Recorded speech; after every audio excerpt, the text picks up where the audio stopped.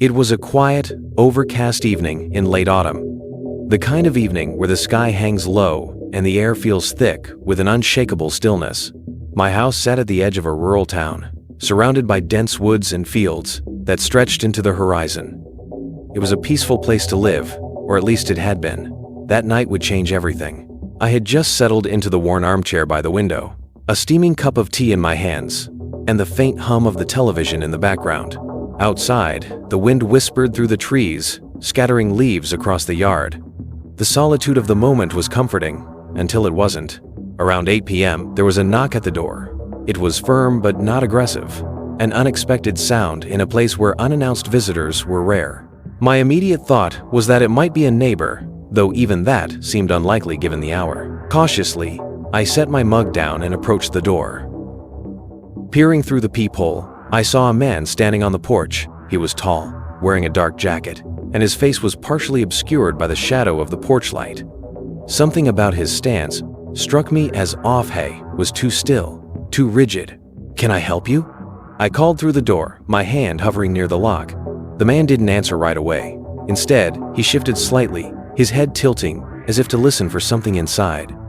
When he finally spoke, his voice was low and deliberate. "I am sorry to bother you. My car broke down a little ways back. Could I use your phone?"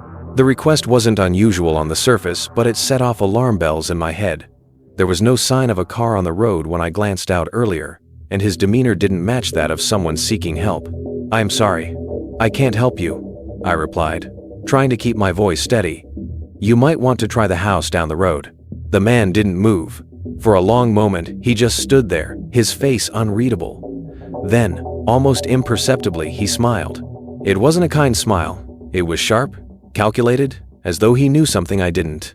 "I understand," he said finally, his tone unsettlingly calm. "Have a good night." He turned and walked off the porch, disappearing into the darkness. I watched from the window as his figure melted into the shadows of the trees lining the driveway. My heart was racing, but I tried to rationalize it. Maybe I was overreacting. Maybe he really was just a stranded traveler. But then it happened again. Around 11 p.m., another knock came, louder this time. My stomach dropped as I realized it wasn't at the front door but the back one, which led to the yard. The back door wasn't visible from any of the windows in the living room, so I crept through the kitchen to get a better. Standing there, illuminated by the faint moonlight, was a different man. He was shorter than the first, stockier, and he wore a beanie pulled low over his forehead. He knocked again, his fist heavy against the. "Hello? Is anyone home?" he called out, his voice gruff. Panic surged through me. This was no coincidence. Two strangers, hours apart, knocking on different doors of an isolated house. It didn't make sense. I grabbed my phone and dialed 911, my hands trembling as I explained the situation to the operator. The dispatcher assured me that officers were on their way, but until then, I was on my own. I stayed low, peeking around the corner of the kitchen to watch the man's movement. After a few more knocks, he seemed to give up and retreated toward the woods, just as the first man had. I locked every door and window in the house, my mind racing with fear and unanswered questions. Minutes felt like hours as I waited for the police. When the sound of gravel crunching under tires finally broke the silence, I nearly cried with relief. Two officers stepped out of their patrol car, their flashlights cutting through the darkness as they approached the house. After a brief conversation, they began searching the property. I watched from the safety of the living room, my nerves fraying with each passing second. It wasn't long before one of the officers called out, his voice tight with urgency. "We've got footprints over here." The tracks led from the back door to the woods, just as I had feared.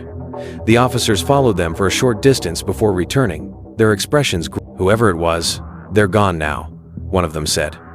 "But it's clear they were scoping the place out. Do you have any idea why they'd target your house?" I shook my head, unable to come up with an explanation.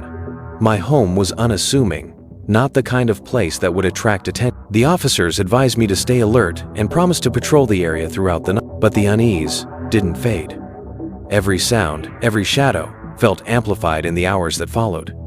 Sleep was impossible. I spent the night in the armchair, clutching a baseball bat I had retrieved from the closet. The following morning, I discovered something chilling.